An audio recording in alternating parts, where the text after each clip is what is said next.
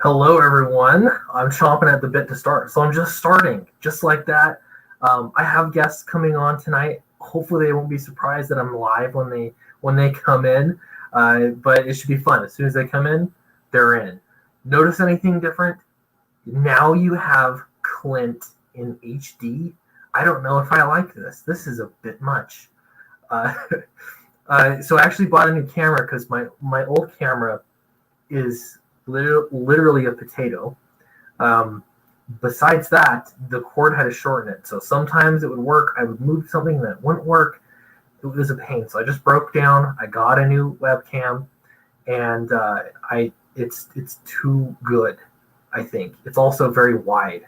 So the illusion of my background is now given. You can see on this side, that's my packing station, right over there, and I do. I've got Gemini mailers. You can kind of see them under my arm there, and I've got some benches back there. But that's where I do all my packing. That's where the magic happens. You can even see a T-shirt sitting up there, black T-shirt right there. I shipped all the T-shirts out that were ordered, and yeah. So anyway, there's magic. I'm gonna have to adjust this background, I think, to make it work now with the new, just bigger screen area. So I don't know. I think it'll be good overall, though. It'll be better, that's for sure. Um, Welcome everyone. Really happy to be streaming. I've got a few things to update you with too, because while I have not been very good at all lately with making videos, it's been a little rough for making videos. I have been really busy with making comics, and I really want to make a video about having your own YouTube channel, because it's just so important. If you wanted to go this route and you want to make comics, having a YouTube channel is huge. Oh, fix your mic input. Oh, hold on now. I know what happened. Here we go. Audio. Yeah, let's see. Does that sound better? Audio, does that sound better? It's because I got a new camera, and so for some reason it's going to default to the camera instead of my correct audio, which you have a better look at right now. 10 out of 10. Thank you. Okay. Appreciate you guys for pointing that out. Let's see. River of Truth is here. Also, I don't think it's any surprise, known as Gateway into Comics. Same guy, but different YouTube channel. He started a new YouTube channel, River of Truth, which I think is going really well. You have to let me know. Last time I looked at it, we were doing really well. So good job. Fix the input. Let's see. Billy Basco is here. Hello. Yeah, it seems to be the webcam. That's the problem. Fixed it. Sketchosaurus Rex. Hello. Let's see. Critical Blast is here. Hello. Okay, good. I'm glad the audio sounds better. Sound is bad. I hope that you're late, or is it one of those things where, just like my video, when you have my voice in high def, it's not any better. It's actually worse because you can see everything. I don't know, but I'm excited because I want to fill this whole wall up with prints and comics. I've got plans for it. Before, it just felt like I was so restricted to a small area. That's why the arcade machine is where it is. So I'm going to adjust some things. It'll be good. Let's see. River of Truth. Oh, sorry. There we go. I just passed up my subscriber count for comics in 3 weeks. Election fraud is a hot topic. I've been following this a bit. Not just the election fraud topic, but what has been interesting to me is the channels. Your one, Doug Tenaple, Mike S. Miller started a channel. There are several channels that are talking about it, and this shows the demand for information. And that's the place to be for making YouTube videos. It's insane. So I think, I don't know, congratulations. It's just crazy. I've thought about it like talking politics, but this isn't just politics. It's very specific. Like this is one area that people are super interested in. Arcade Burn says, okay, I'm watching the stream. Now what? I couldn't think of a good title. We do have a good show planned tonight. I've got some guests coming on. I'm just going to double check here, make sure everyone got their links. But we're going to have Don Chin on tonight. And we're also going to have Dillard Draws with the Buckler. So we're going to talk about these campaigns. The Buckler is ending, I think, tonight is its last night. So we're going to talk about that. And maybe a few other things too. Also, Eric Weathers, you have the link too. If you're interested in dropping in, feel free. Let's see. I'll hop on a bit, he says. Perfect. Happy New Year. Okay, Happy New Year. One of my resolutions is to simplify things. This has been part of my problem. If I'm spending a lot of time focusing on the comics stuff, I'll give you guys a little sneak peek. How about that? Share screen. We'll look over at comics. So what I've been doing is I created a website. It's not finished yet. It's not nothing special here. I'll show you. It's going to be sweetcomicshop.com. Really creative. Sweet Comics was taken. I didn't want to announce the name until I knew I had it. I have it. This is really extremely bare bones.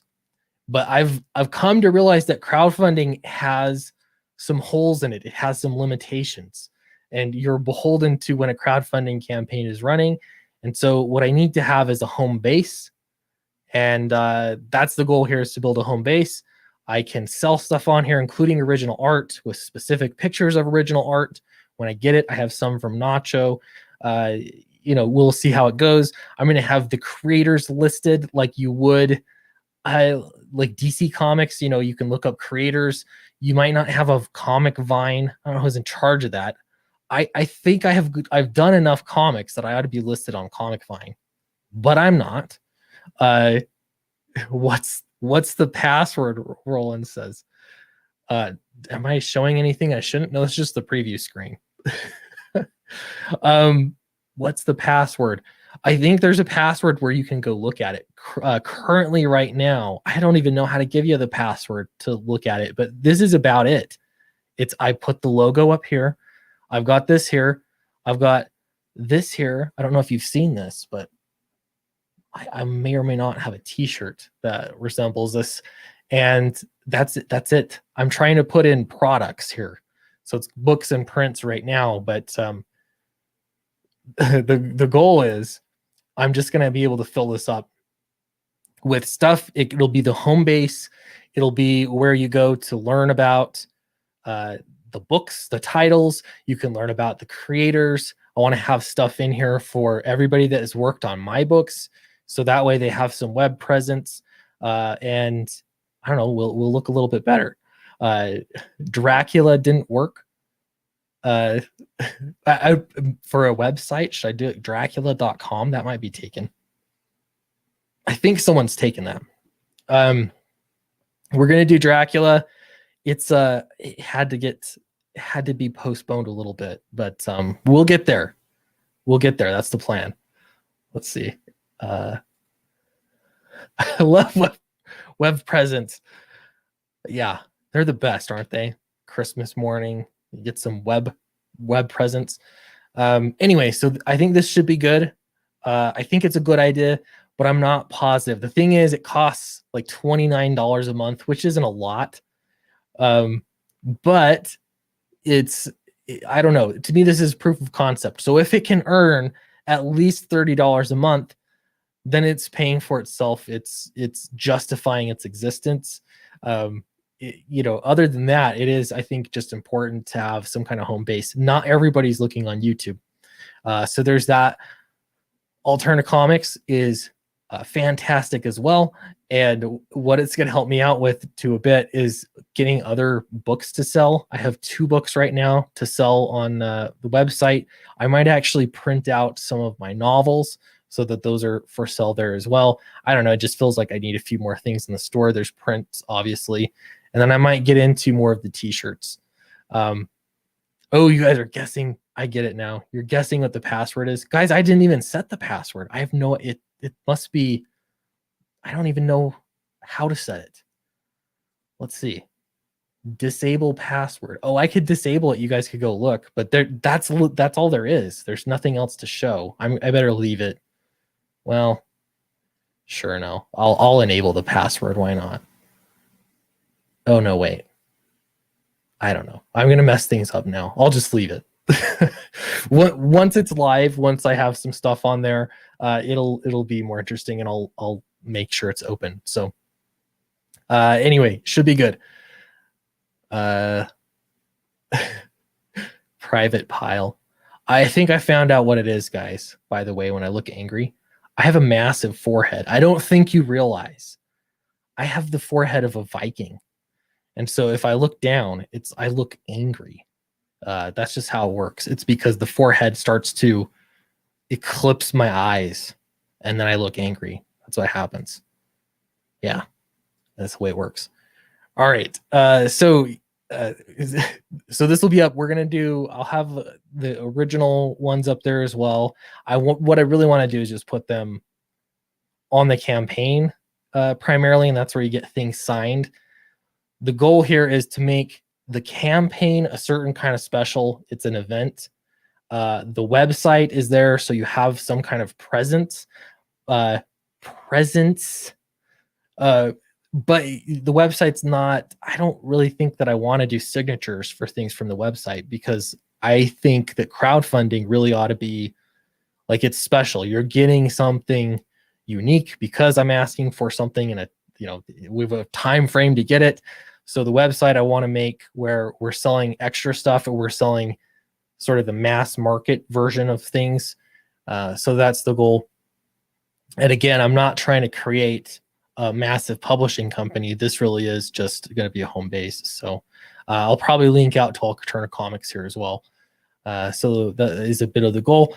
Do you guys want to see line art for a cover? And by the way, I got to check. I don't know where my guests are. I sent the link to both guests. They're not here yet. I don't know. Dillard Draws and Don Chin, don't hesitate. You're welcome. Come anytime. Yeah, where's Don Chin? I don't know yet. I'm sure they'll be here shortly. Momentarily, they'll be here. All right. So that's what's going on. All right. Do you want to see a cover? That's the next question. I have a line art for a cover for Downcast 3. This will be a sneak peek. Let me first just find where the heck I put it. I had it opened up. Oh, wait. Here it is. Okay, I'm going to pull this over. Now, I told you before that I love Matt Weldon's artwork. I think he does a fantastic job. Not only that, but he's one of those artists that just gets it done. He gets it done in a timely manner. He turns it around. I always buy the original from him as well. And then I have he's got a colorist that he likes to use. So I say, just use your colorist. So I want him to be happy, but I love having him do covers. So here's the cover. I could zoom in here a little bit too. Maybe it could be a little bit more high definition, and my face could be less high definition. That could be good. But I mean, some of the details here are amazing. In looking at his original pages, when I have those original covers, I've never hung on to one yet. They always sell in the first day, in fact. But it's amazing when you see it in person, the detail that he gets to. And what I tried to do is give him some leeway as to what's on the cover. I said, we have to have this guy. The diver man is important to the story. This would be the first appearance of the Monstro. And I have one scene in there. I sent him some pictures. By the way, we have 25 pages finished of this book. We're not going to launch it until it's finished. So it's just a quick turnaround time. There's no delays or anything. But there's one scene where he bursts through the ground, and that's basically how they meet him. So here he took that scene and he put it into the cover. So anyone that complains that shouldn't comic books really on the cover, shouldn't it show something that's inside the book? And I get that, like especially reading older comic books, you usually have some kind of taste. Whatever's on the cover, there's something inside there. So this is a scene. It didn't exactly play out like this, but it makes for a great image of Joanne sort of resting across his shoulders. We got Jax in the background there, and you'll notice that Joanne we kind of delved into a little bit more character development. She's got a crown on her head, which I don't know if you've read the books. Maybe you might have a clue as to what that might be about. Anyway, really good stuff. I'm very pleased with it so far, and I'll show you it when the cover is finished, when it's colored. Yeah, let's see. That elevates Downcast. Thank you. Yeah. So the plan is with Downcast is it was definitely a learning experience on the first couple of books. And so what I wanted to do, a false goddess. Yeah, maybe a little bit of that. Yeah. So what I wanted to do is, as I was looking at this, I thought there were some mistakes that I made, I think, with the first two books, with that story arc, and a lot of that was just restrictions that I had to deal with. And so what I decided to do is what I want to do is I want to take it over, like I'm getting assigned this title. I've got free reign, and how do I just do a really awesome comic book, but I have this, backstory. Basically, we have the origin story for Downcast. So there's all the explanations of everything you would want to know. But what I want to get into is really the deeper story and some of the things that existed. I always had them planned as part of it, but it didn't really make sense time-wise, like to use up space there. So I'm really excited about it. And I think that, especially if you liked Downcast, I think this is going to be boom, next level. It's going to be cool. So yeah, I've heard the BioShock thing before. I looked up the BioShock guys, and it's quite different from what I've got, but I like it. There's a League of Legends. There's a guy named Nautilus who's also a diver. And so there's, I don't know, a little bit of that, but it'll be fun. I think everyone's going to enjoy it. So there's the Matt Weldon cover. I'm not sure if I'm going to do a second cover or not, or if I should just do one. I'm still open to suggestions.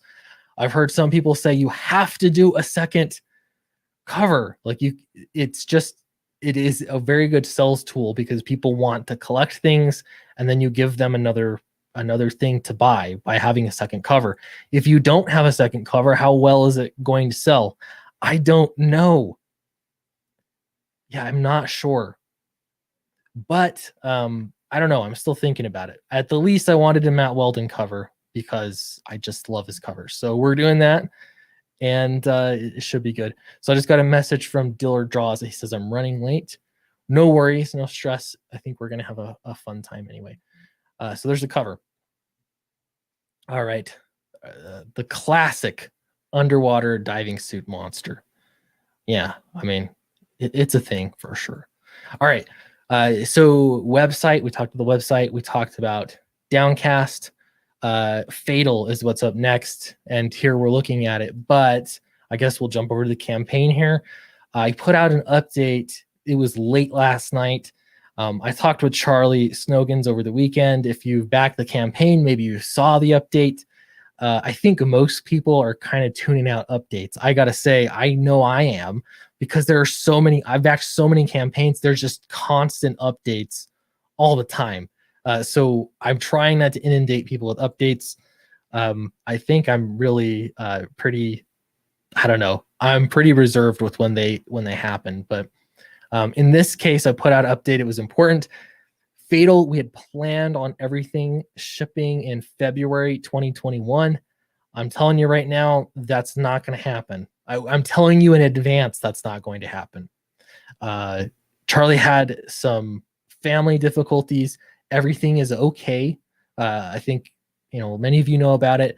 I appreciate everybody that donated to the GoFundMe, because that really did help take the edge off. And so that's nice. Charlie just needs a little bit of time to get things settled.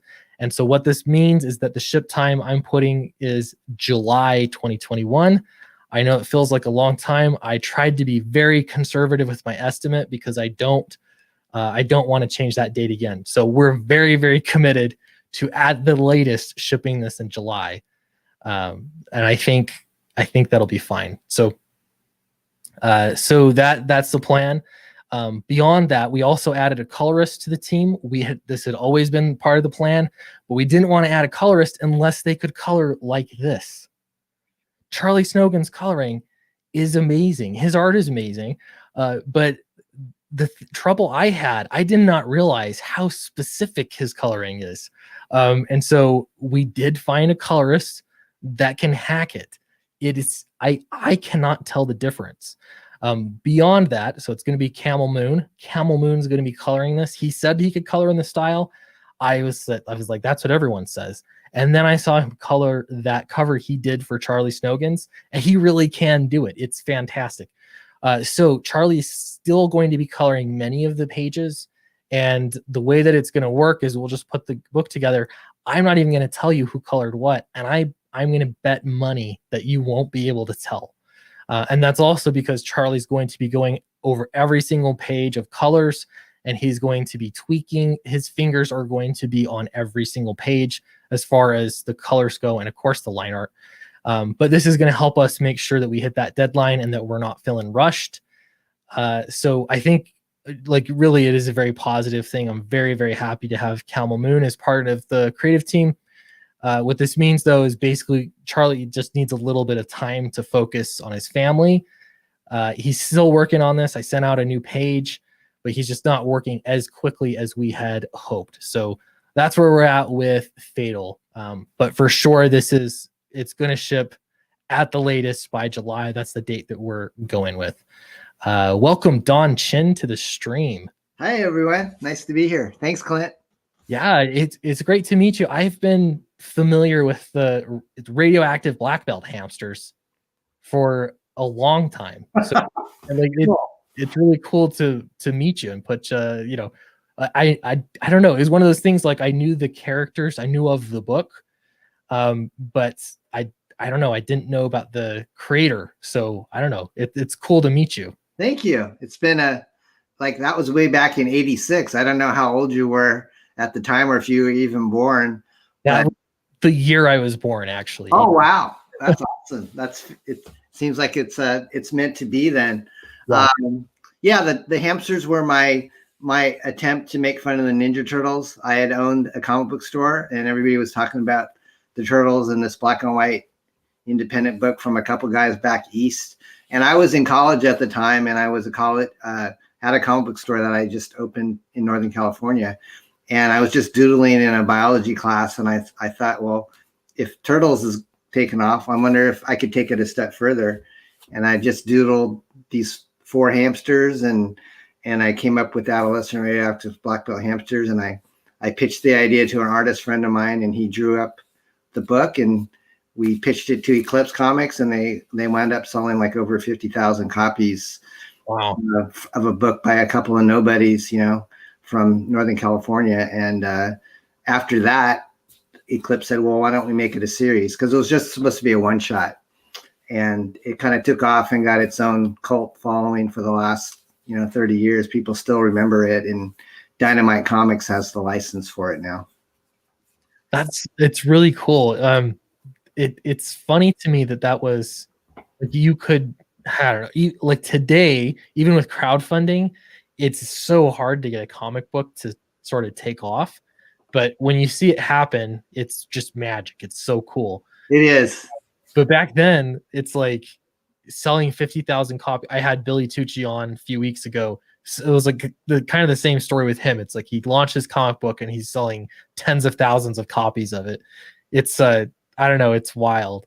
Yeah, I was just in college, and the comic book store was, I wasn't like making tons of money, but when the hamsters hit, it was kind of funny because Eclipse said, we like your concept and we want to sell it, but we only want to distribute it. So if you want to do this book, you'll have to pay for the printing and arrange for all the shipping and stuff. And I thought, I'm going to need a loan from my parents, because when they got all the orders in, it was a huge printing bill, and I had to do it locally. So I remember at the printer, me boxing up tons of comics to send off to the distributors, but Eclipse I think they felt bad because they took a lesser cut for just being a distributor, and I was the publisher. So that it was more like a 15-85 split, with me getting 85 and them getting 15. Whereas if I was just working for them, it would have been a lot less money, you know? Nice. And then, so Dynamite they have the rights now. Are they still making books? The last Hamsters book they did was with Keith Champagne and Tom Wen, and that was like in 2007, 2008. Nick Barucci and I had kind of known each other off and on through conventions and stuff, and he reached out to me. You know, I hadn't been in comics for a long time, but he reached out to me in like the early 2000s and said, I really like the Hamsters. I like to bring them back, and would you consider us buying the characters? And I wasn't doing anything with them at the time, so we worked out a deal where Nick would basically become the owner of the Hamsters over a certain period of time. And so they only just did a one 4-issue miniseries in color, and then nothing happened. But then I had been in touch with Ethan Van Sciver about doing a crossover with Cyberfrog and the Hamsters. And then after a couple of years after I pitched it to Ethan, lo and behold, he wanted to do it. And so Ethan and Nick were going to collaborate and do the Hamsters Cyberfrog book. But then because of some Comicsgate controversy, that project kind of got postponed or probably canceled. I'm not sure. But I wrote a 40-page script for it, and E.J. Morges was supposed to draw it along with Kane and White. Oh my gosh. It would have been phenomenal. Yeah, that would have been awesome. That's super recent too. That's crazy. Man, that would be great. It'd be cool to see. I was gonna say maybe it could still happen. No, it probably can't still happen. I don't know. There'd have to be some reconciliation, but you never know. I mean, it's stranger things have happened. Right.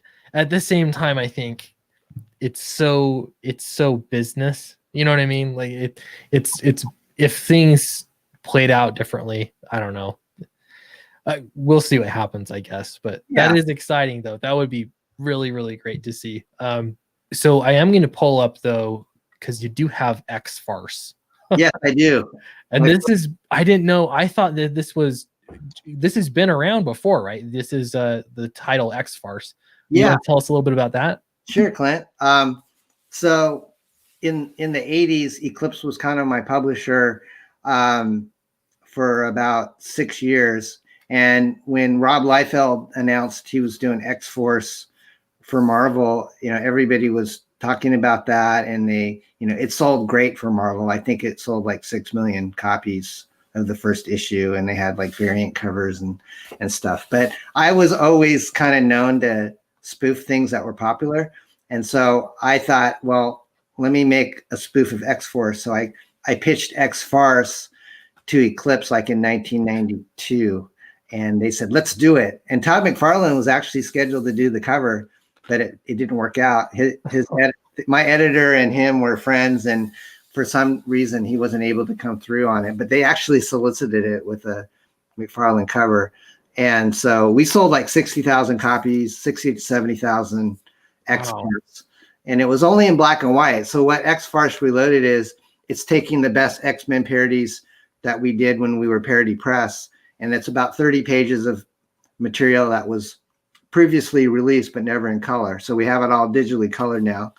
And then 18 pages of it is new material. So there's 7 X-Men anthology satires in the 48-page book, and there's no ads. It's complete, content cover to cover.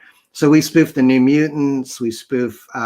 We have Mike Barron doing a story where he proposes, what if Professor X had to have open auditions for. There was an X-Men member ex-con member named Hunger James, and he ate himself, so they have to replace him. So we make fun of the Avengers, and there's a Lee and Kirby era cover, a variant cover that you're looking at right now. And my artist, Mark Lewis, completely, he did all the typesetting on it, and he made it look like it was aged and, been sitting in your attic, complete with, the brown frayed. Oh, yeah. So it probably wouldn't score very well, like CGC wise, No, but no. it looks it looks great. We have a gem mint version as well that I'll probably put on a trading card. So there's a Nice. yeah. Very cool. Well, cool project. I love seeing like we've seen several of these now where they're books that have been around like in the 90s in particular, and they're making a resurgence now, and that's pretty fun because there's the nostalgia factor, especially I guess if you own one of those original. Now it kind of makes me be interested in getting the original one, yeah. you know. I'm sure you could find it on eBay. It's probably because they printed so many, I don't think it's it's probably under $10 for it. It's obtainable, yeah. It's obtainable, yeah. And so this is kind of a labor of love to come back to the industry and test the waters, because I'm old school, and your generation doing the crowdfunding is it's kind of been a learning curve for me. So I've just been sitting back and watching you successful people and what you're doing, and I think this is a good way to just kind of get back into the stream of things, but not have to outlay a whole lot of money because a lot of the artwork was already done. Yeah, no, that's a good idea. It's one of the big questions I'll get from people is they'll ask like how long ahead of time should I prepare, or how much money do I need? It's a lot of it is figuring out your crowdfunding and you're trying to reach a certain amount of money to make it happen. And it's kind of nice to be able to make your first project as little risk, or like minimize the risk. And so that's a great thing, not just having some of the pages done and everything, but it's a title that exists, and so maybe there are people out there that have heard of it before, and so it's it's kind of fun to revisit it. So thanks, man. Good idea. What was your first? Is Fatal your first one, or have you done others? No, yeah. So Fatal's been fantastic. I started with a story called Downcast, which was also successful, but not quite this successful. I think our first, I'm kind of getting the numbers mixed up, but I'll find it real quick here. So this is my third campaign. The first Downcast right here, it was $31,000. Wow. And so it was successful by any metric, and I was really, really happy with it. Second Downcast, we raised it up even further, so we got 43,000, and now here we are with Fatal, and obviously it's a different artist, and I've been doing this for a little bit longer, but yeah, we're up to 90,000 now in wow, that's in demand stage. I backed Fatal. I saw you. Thanks. You promoted on Ethan's show, and then when I saw the artwork, I just said, "This looks like Neil Adams in his prime." And I just I really liked Neil Adams' work, back in the 70s and the 80s. And yeah, I saw this. I said, "This Charlie is phenomenal." I mean, it's just like the way he draws women, and it's just something that really appealed to me. It was visually stunning. Yeah, he blows me away, and I'm used to now looking at the artwork, especially like when you're promoting it every night on streams and everything. But then he'll turn in a new page, and it's like, what? He's amazing. I saw him draw like with both hands. I'm going, yeah. Who is this guy? No. How did you find him? Did you know him, or? So no, I didn't. He actually works in advertising, and he's like the best kept secret in comics. He did a little story. It was a short backup story, I think like 10-pager for one of the Jawbreakers books, and which looked amazing. It was fantastic. But I had seen him post some artwork on Twitter before that. He had done like a few I guess they're just like portfolio pieces with Iron Man, just some pages. They weren't published or anything, but they were outstanding, just amazing. And so from there, it was I just sent him a message. I don't think he responded. He's like rarely on Twitter. It was kind of a new thing for him, and we kind of got emailing back and forth a little bit. And after that, it was we had a video call and just said, "Hey, let's do this. Let's make a cool comic book." He had some character designs. And he's like, "You want to make a story out of this?" And so to me, I was like, "Okay, I'm gonna make a story." So yeah, the rest is history. But Wow. it really was just meeting on the internet, and he would watch my YouTube videos, so it's just he knew I was around, I guess, and yeah, worked out like that. So Are you an artist as well, Clint, or primarily a writer? I'm primarily a writer. I try to dabble in some art, but I'm not good. So I'll be the first to admit that. Someday I'd love to draw my own book, but I'm kind of like you. I had a cartooning background, but I'm not nearly as good as the guys that I hired to work with me. But I've been going on these drawing shows and trying to improve. So I'm doing better. I was on Drawn and Quartered last week, and I actually got second place, which is not easy. Yeah, congrats. Yeah, that's pretty good. Sometimes it can be stiff competition. I think it always is stiff competition, but yeah, those are fun shows to watch. Everybody. I was going to ask you, how long have you lived in Salt Lake City? Almost my whole life. Did you ever run into Mike Drigenberg in Salt Lake, like any cons? Or he's the guy that co-created Sandman with Neil Gaiman, and he's from Salt Lake City, and he did a lot of work with me, and he's lived in Salt Lake and Bountiful for a long time. I haven't. I've never seen him at, like, they have a big Salt Lake convention here. It's like massive, but I've never seen him there. So that'd be cool to connect. There's not really a lot of comics guys out here. Yeah, I wouldn't think so, but he's kind of reclusive. But I just thought, it's probably a small community of comics creators out there. You probably would know him. Yeah, I haven't a lot. I want to get a little bit more into the convention. I met a few guys out here that they're one guy worked on Archie a bit, and there's another guy that worked on Adventure Time comics.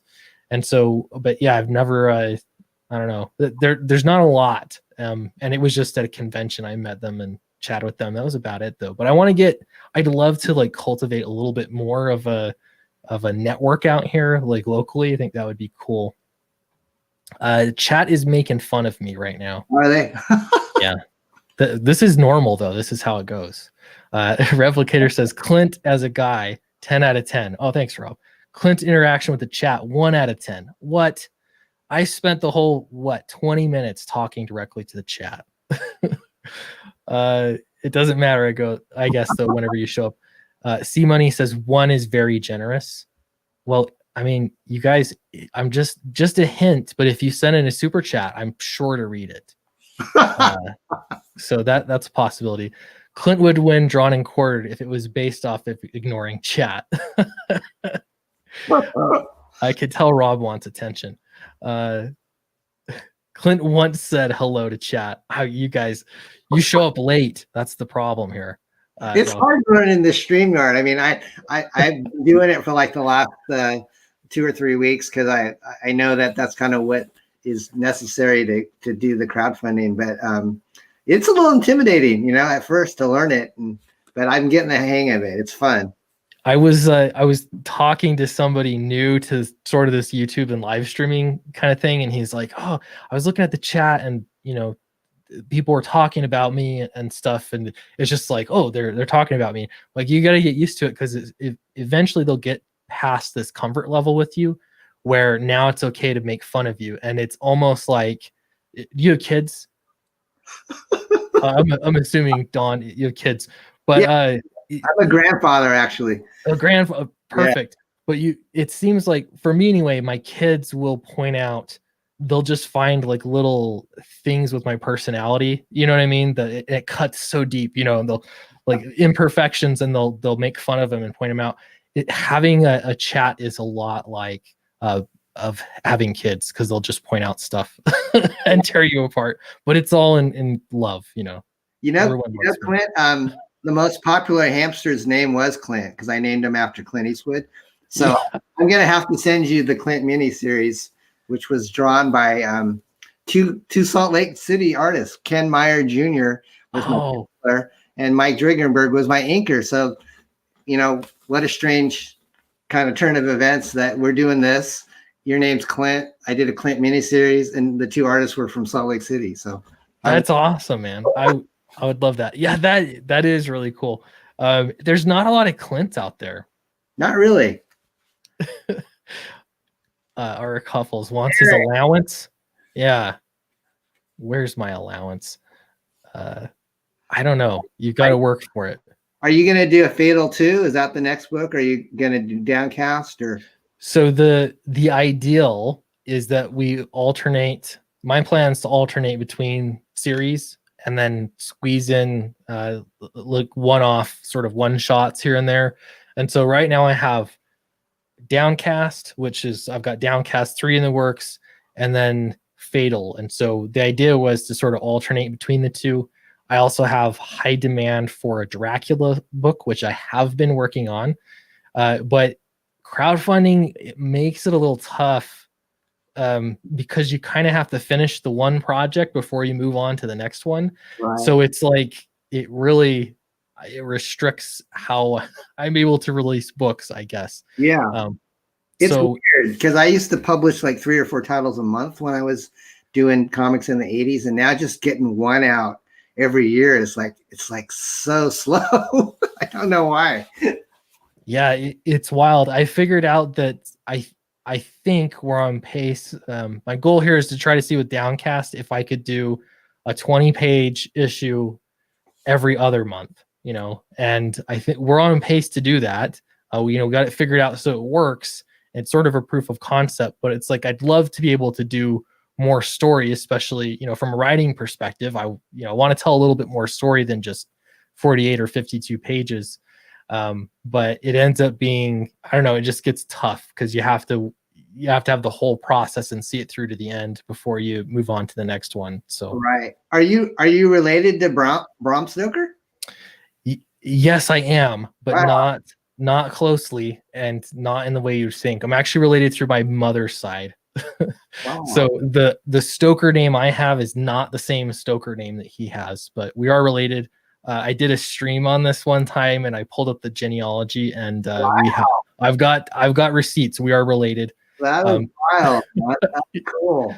Yeah, it's cool. So I'm gonna milk that. We'll capitalize. You go, Don. You look foolish, and then he threw it back in your face. Hello, Dillard. Welcome to the stream. Thank you for having me. I'm sorry I'm late. I got stuck on other streams. Yeah, this is our second show tonight we've been on together. It's funny how that happens. You get on a circuit with whichever books or creators are promoting books at that time, and you run into them a lot. Those are your new friends, Right. Yeah, I was gonna say pretty soon you guys will be sharing war stories and everything. It'll be good. Well, welcome to the stream, Dillard. We got to talk about your book too. First, let me post this link though. Everyone, X-Farce. Reloaded #1 is on Indiegogo right now. This is relatively new, I think, to Indiegogo, right? You're just launched it on Friday evening. Awesome. Cool. So check that out. A little bit of comic book history, and it looks like a lot of fun. Thanks. And yeah, let's look at the Buckler. This book looks amazing. Dillard, I'm already celebrating. We got to the 10,000 mark. I'm sorry, I'm drinking already. You're good. Yeah, $10,000. Is this your first campaign? This is. No, I had another campaign that didn't fund. It was an anthology with a bunch of creators. Yeah. And it didn't fund. We fell short by I think $1,000. That's heartbreaking. It is. It was. Yes. It was called Tales from Beyond the Gate. It was a horror anthology.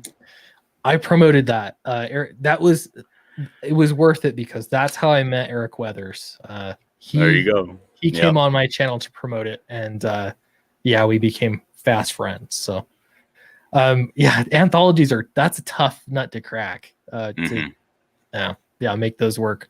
But so I was disheveled. I was shambling around, not knowing what to do with myself, kicking cans down the street. And then I thought to myself, well, I'll just do a book by myself then. How about that? And this character came up and I was like, oh, like everything I threw at this guy. Because I had this story that I wanted to tell for a long time about a guy that had like arrested development, like a failure to launch. He just hates the world because the world, he doesn't give him what he feels that he's earned already, And nothing seemed to fit until I came up with this design for this lame sidekick character for my friend's book. And his character was called the Shield, the Canadian Shield. And I was like, well, a little shield, like a buckler. So I called the character the Buckler, and I made him real dumb. But I started noodling around with them, and I started kind of plugging in that other story into him, and it just started working. I was like, oh, this is fantastic. So that's when I was like, I'm doing it. I'm doing the Buckler. That's awesome. I love it's kind of amazing when you I think I heard Ethan said this once, that like if you have a good idea, just use your existing character for that new idea, like move it over. And I tried, it was like a mental exercise. I did that a little bit. I'm like, wow, that works great. Actually, like your little creativity, but you get really locked into it. You can get really locked into like, no, this is how this story is supposed to go. But yeah, I kind of like, I was part of a Dungeons and Dragons group. When 5e came around, I was on that bandwagon. And the guy kept telling me, the guy that was the DM, he was like, well, if you got a good story, because he wanted me to take over, he was like, if you got a good story, do it the next session. If you have a good story, get it out, because you're always going to be coming up with great ideas. So if you have a good idea, don't save it for something, just get it out there as fast as you can.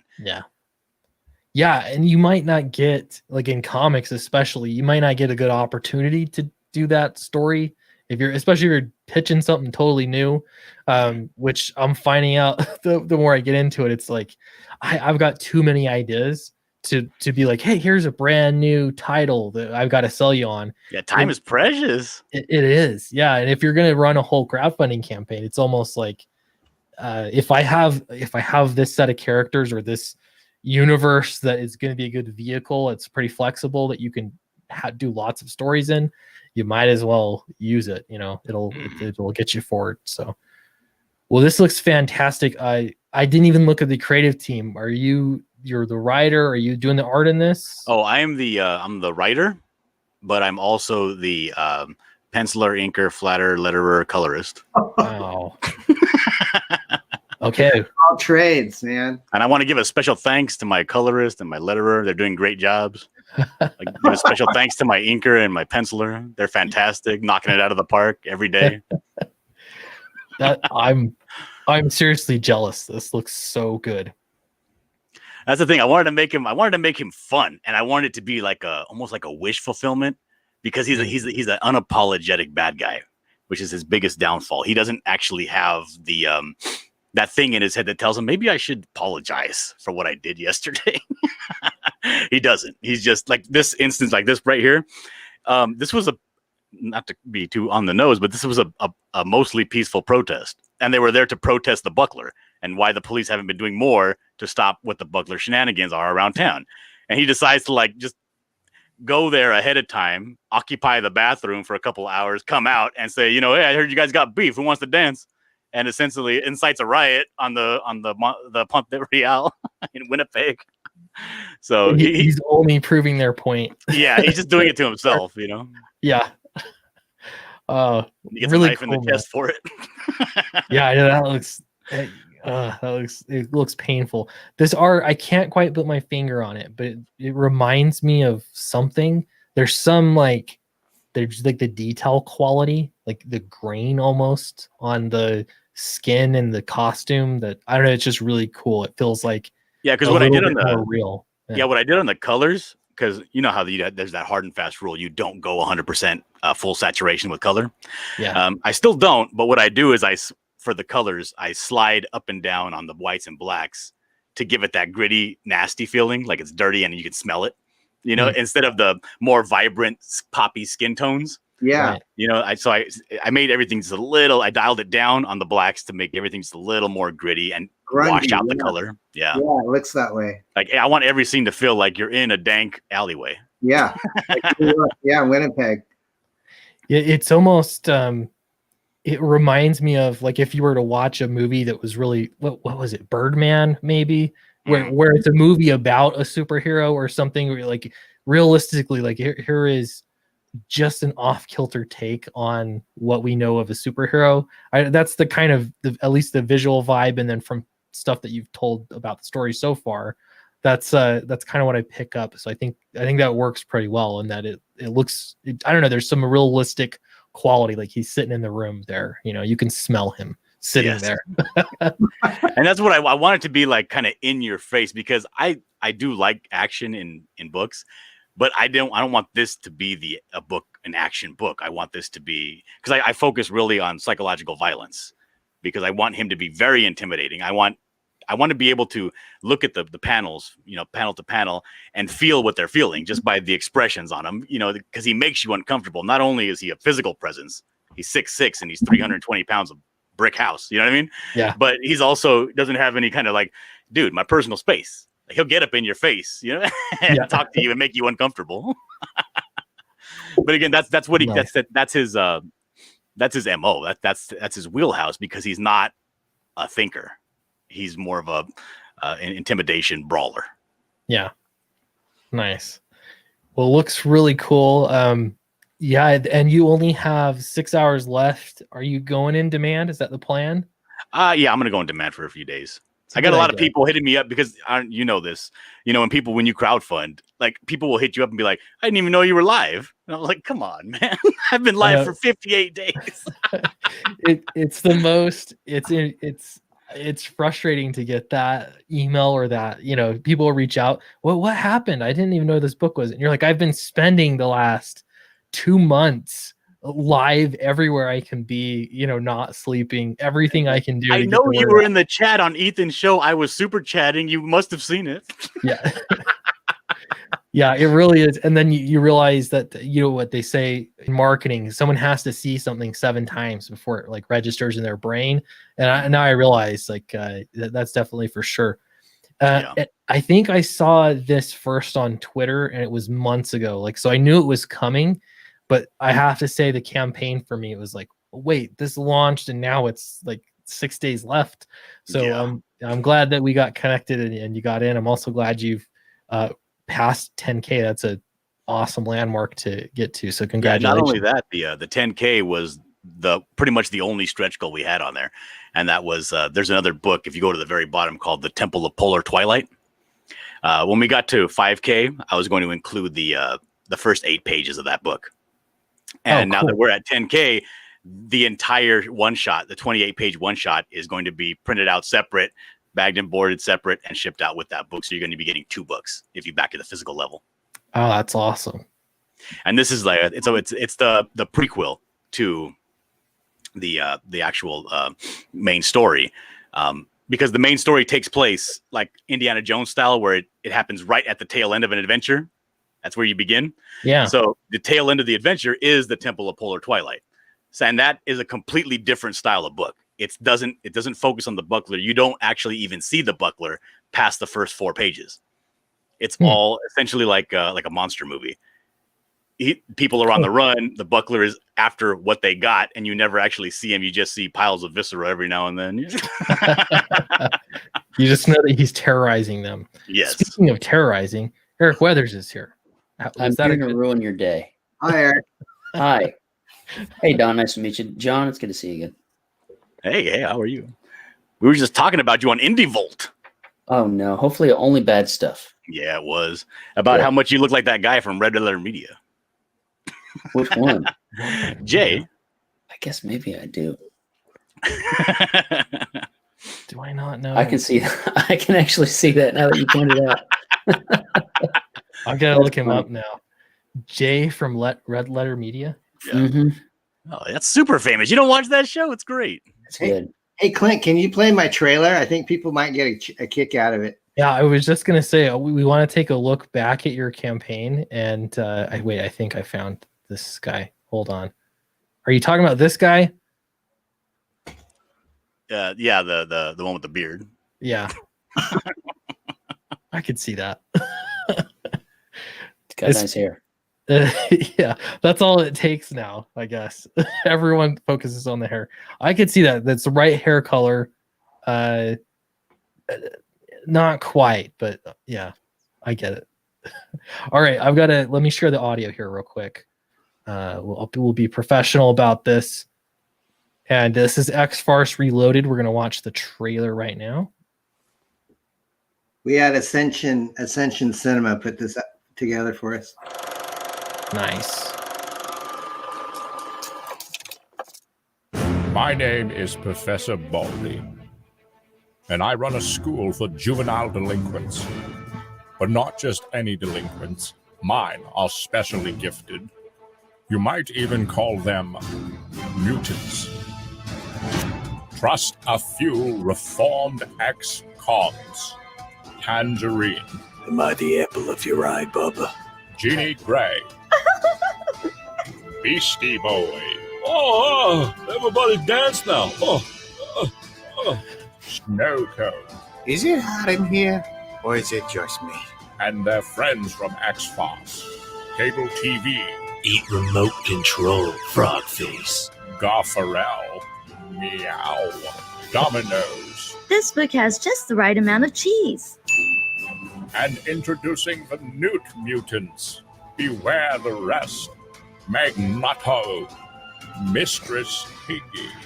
And not at all breaking the fourth wall. Cesspool. Now, Heritage Press Comics is back with X-Farce Reloaded #1. Don't miss this extraordinary comics extravaganza with 7 full color stories of marvelous mutant mayhem. Back this book today for awesome variant covers and original artwork tiers. 48 pages of action and hilarious hijinks by some of comics' funniest talents. Heritage Press, making the world laugh again. Only on Indiegogo. Beautiful. Thanks, guys. That was fun. I love that. Cesspool. I saw him earlier scrolling down. I was like, he has a soiled diaper on. now it makes sense. Yeah. Very cool. So What X-Farce exactly Reloaded. is a cesspool? It's Is that where they throw cow dung? kind of like a septic tank, but it's where they keep the waste and process it. So I think it goes into the ground. Oh. That's where it disperses. Jobu says, "I'm sold." Look at me, guys. I'm interacting with the chat, by the way. Thank you, guys. Appreciate it. Are you a This is professional? great. I love this. Yeah, the Patrick Stewart voice. That was pretty funny. Yeah, I where'd you like get that guy? He was cheap because of COVID. He hasn't been working. So no, I actually found a guy on Fiverr. I heard that like there's this service you could pay celebrities to say something on Instagram to you. You can get Snoop Dogg to say whatever you want for $500 or something. I thought maybe Sir Patrick Stewart was one of those. I don't know. I just got my Trump bucks. I'll be right back. Hey. Nice. Very cool. X-Farce Reloaded. I'm going to refresh this without having looked at it just because why not? If you haven't backed it yet, it's a good time to get in there. Help Don reach his goal. Creator of radioactive black belt hamsters. Thanks. And the one hamster Clint that has an awful lot in common with me, I think. Yeah, I'm gonna get your address on a direct message. I'll send you some Clints. That'd be awesome. I appreciate that. I'm gonna post the link here. Hopefully mods are doing so as well. It's also in the description of the video below if you're watching after the fact. There we go. See, I checked it off the list. Clint has interacted with the chat. It is official. Yeah, we should be good to go. Awesome. Thanks, guys. That was fun. Betcha. So Eric, what do you have going on? You got, I'm sure you're lettering. It looks like you're in a hotel somewhere. No, I'm Or at a home, but shower. I rearranged. I don't Okay. like it. I mean, I like it. I like the corner I'm in. I don't like my background because it's just the curtains to my back sliding door. Yeah. That's That's unless I put the camera on the other side, and then you can get my books. It makes you look smart when you have books behind you. Yeah, I could put on some glasses and get my pipe out, and I could look very smart.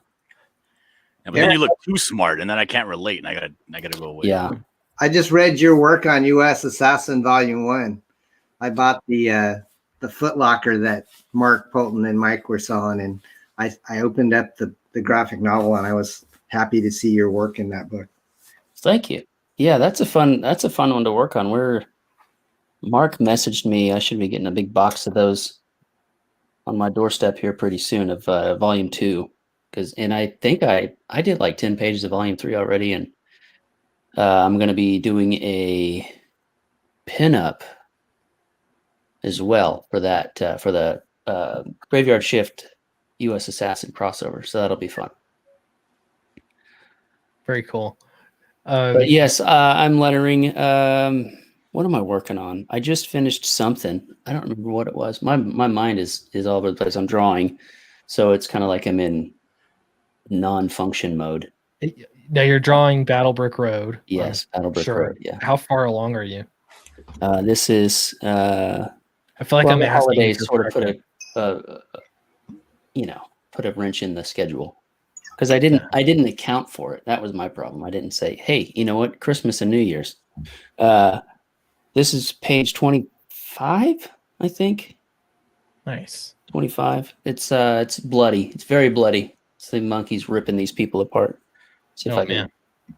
The monkeys do that. I'd have to take a photo and post it because it's still on the light box. So do you feel weird pulling up reference photos for stuff like that?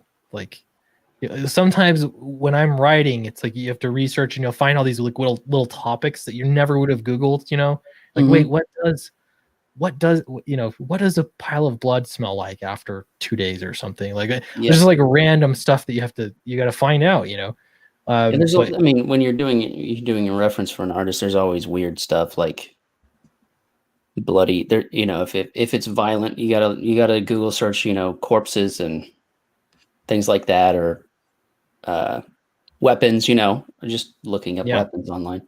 Yeah, it's weapons. It's good to have corpses and weapons in your search history. If you get weapons wrong, everyone will tell you to. It's like the people that are into weapons, they're not like I don't think it's the same thing with swords though. I think you could draw a sword wrong and people are like, it's a comic book. But if you draw a gun wrong, if you're trying to get them right and you get them wrong, that's the problem. But if you just make stuff up like Charlie would, I don't think nobody cares because it's made up. But if you're aiming for something real, then you got to nail it. Yeah, you do.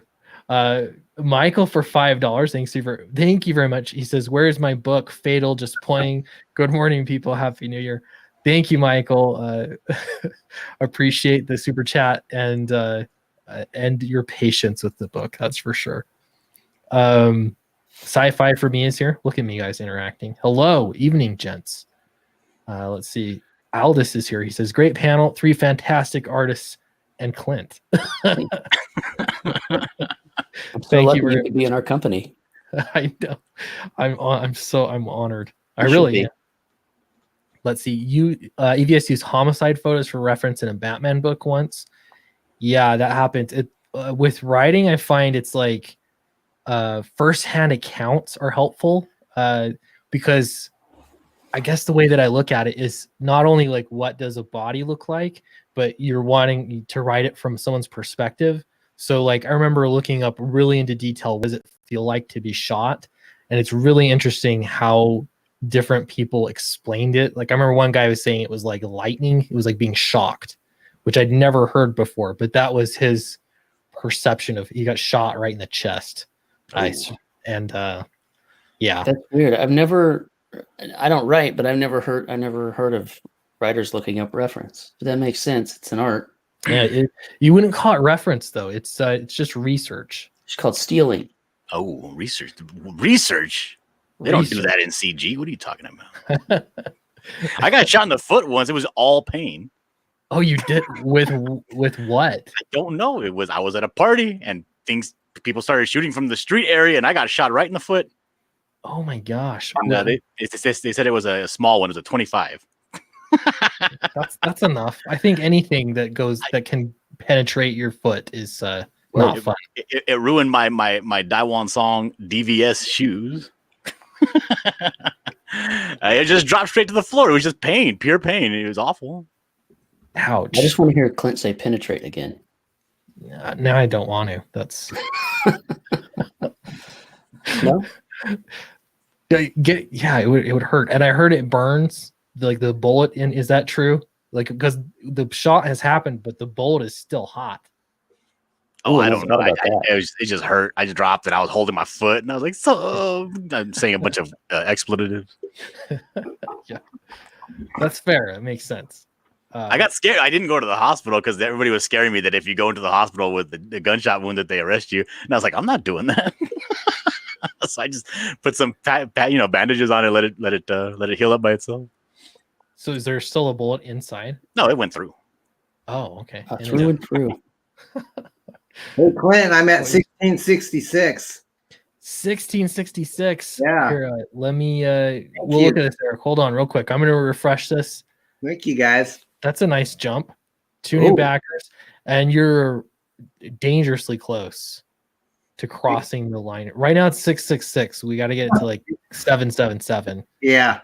Don't let the devil win. What are you doing? Yeah, you can't. It's only uphill from here.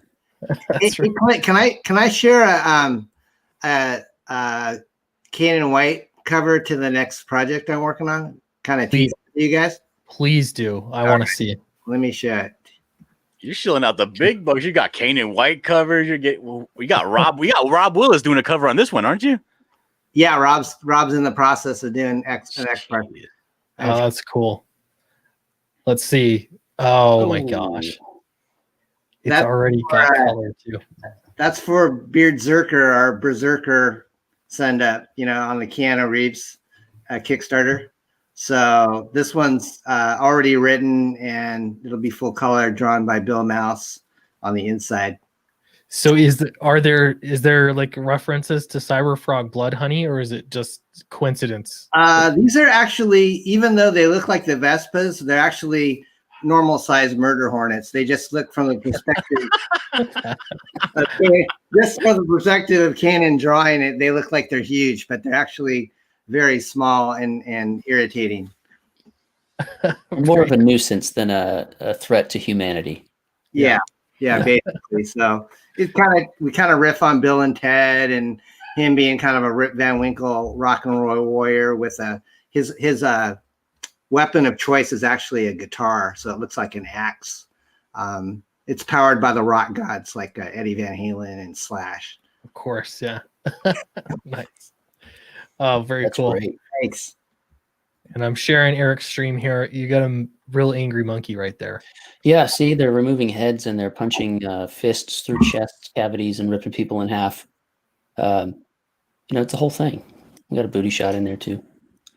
Okay. So this is it's literally, I just took a photo of what my desk looks like. So that's what we're working on. That's what I'm drawing.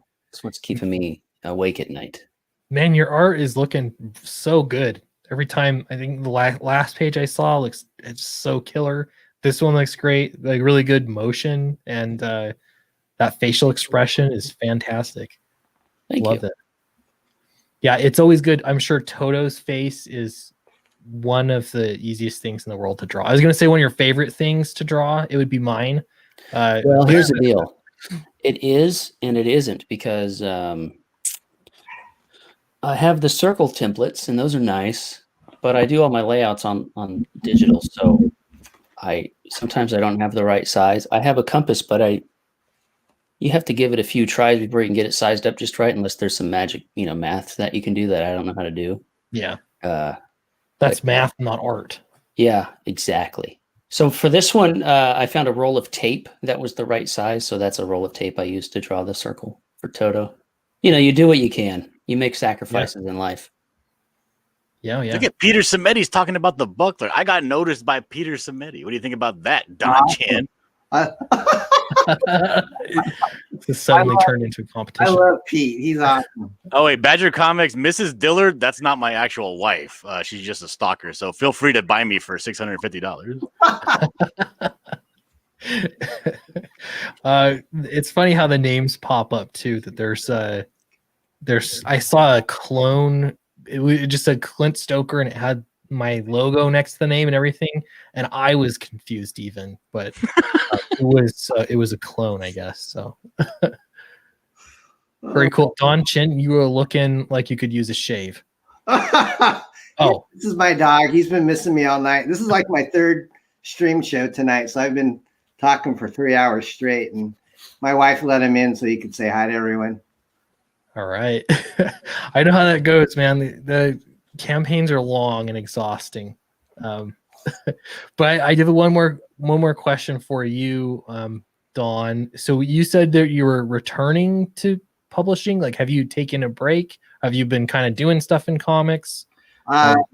Actually, Clint, I took a hiatus back in like 1998 to become a real estate guy.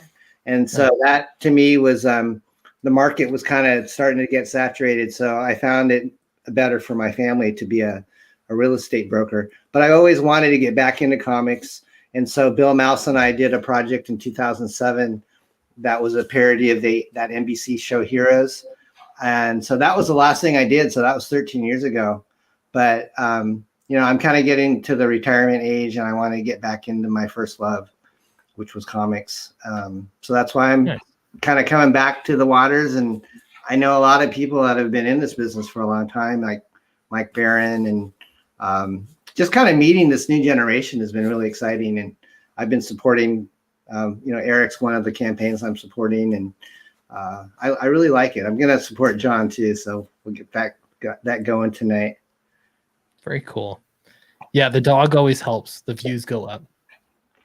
Yeah, what I like right now is it is sort of the Wild West. It reminds me a lot of ways, you know, of the 90s. Just that it seemed like independent comics would just explode and people were willing to give independent comics a shot, you know, like a new book.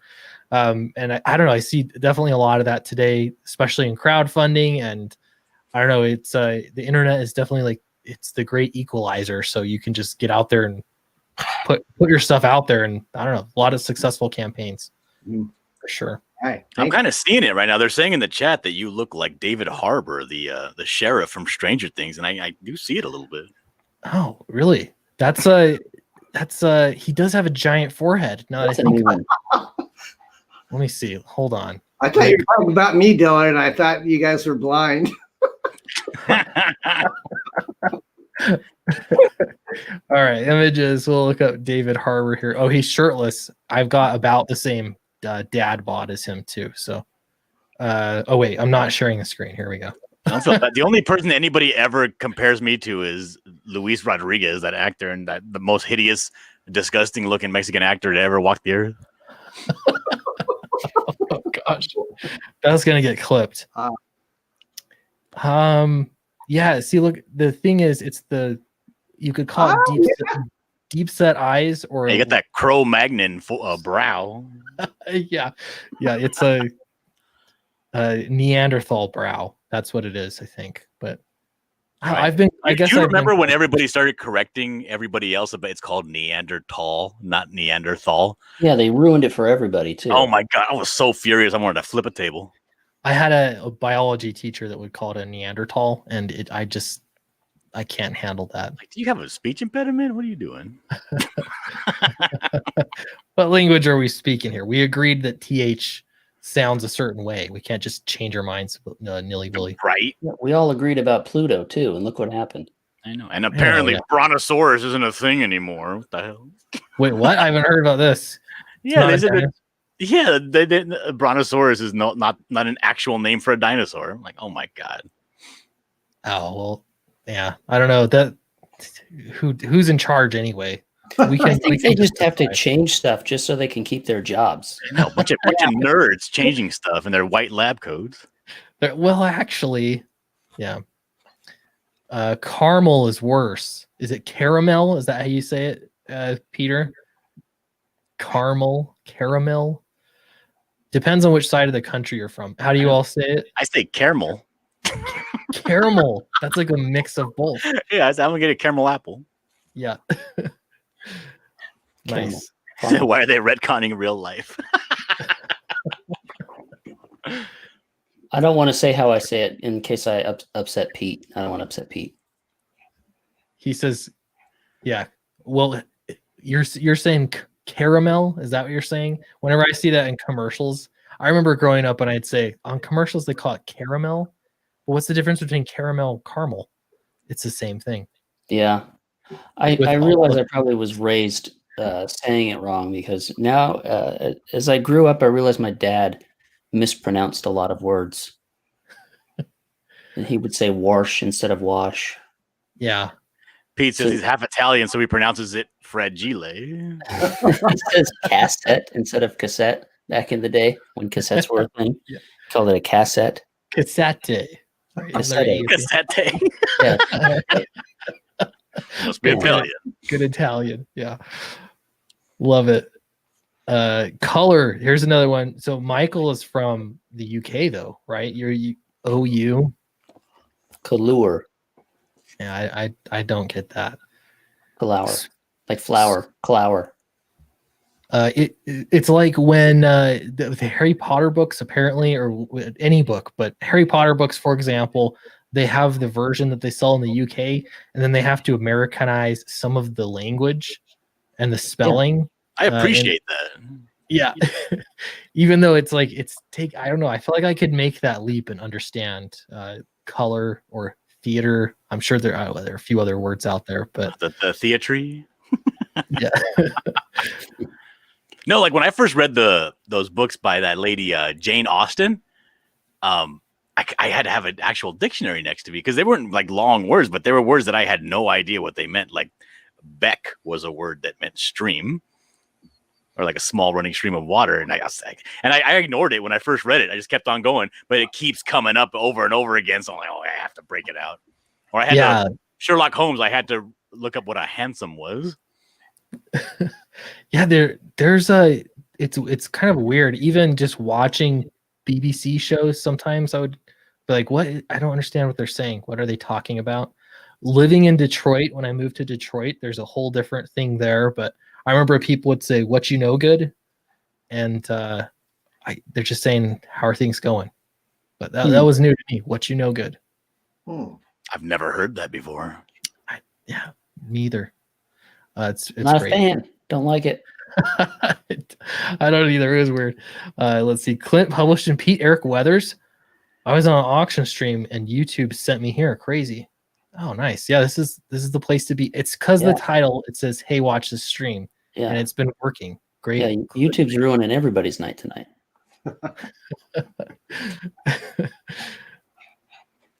Controversy. Controversy. Yeah, that would be another one. Aluminium. Aluminium. That's my favorite. It's like a made-up metal. Michael, if you're there, do we say that right? Aluminium. Is that the correct way? Aluminium. It reminds me of that Simpsons with Kent Brockman where he says, I don't say evasion, I say avoidance.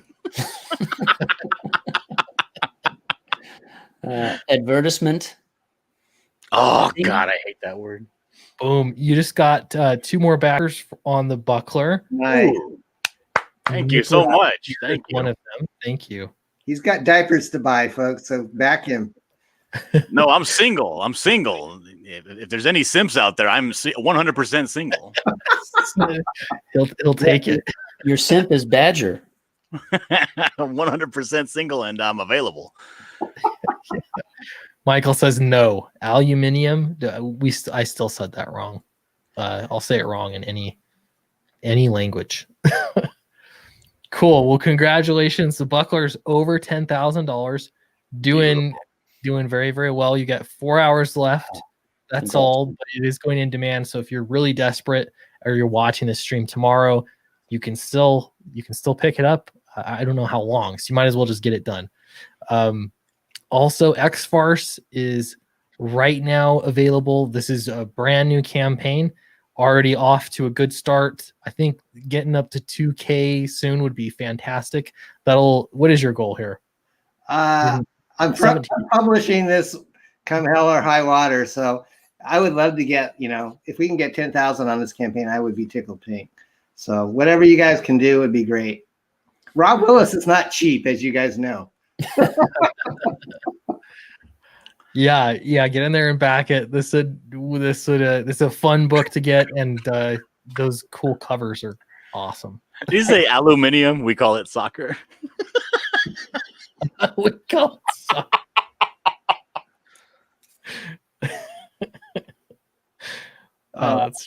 Thanks for the plug, Clint. Thank you, audience, for putting up with us tonight. Yeah. Appreciate everyone for watching. I think I'm going to wrap up the stream, and my goal is I'm going to be better with my regular videos because I'm going to change what time I'm recording them. I don't know if I told you guys this or not. I'm closing my window cleaning business. It's been a terrible year anyway for window cleaning, but it's pretty great though. I'm just going to be doing comics and my full-time job. So one so less the windows around Salt Lake are going to look like they were drawn by Dillard here. yeah. Oh, damn it. Colored by They're gonna look like you can smell them. I think Yes. that's exactly how I describe this. I can smell him right now. Love it. Anyway, thanks everyone for watching, and I'll see you tomorrow in a regular video. Congratulations on your campaigns, guys, and probably look around when there's other live streams. I'm sure you guys will be making the rounds for sure. So thanks everyone, and we'll see you next time. Good night. Bye. Thank you.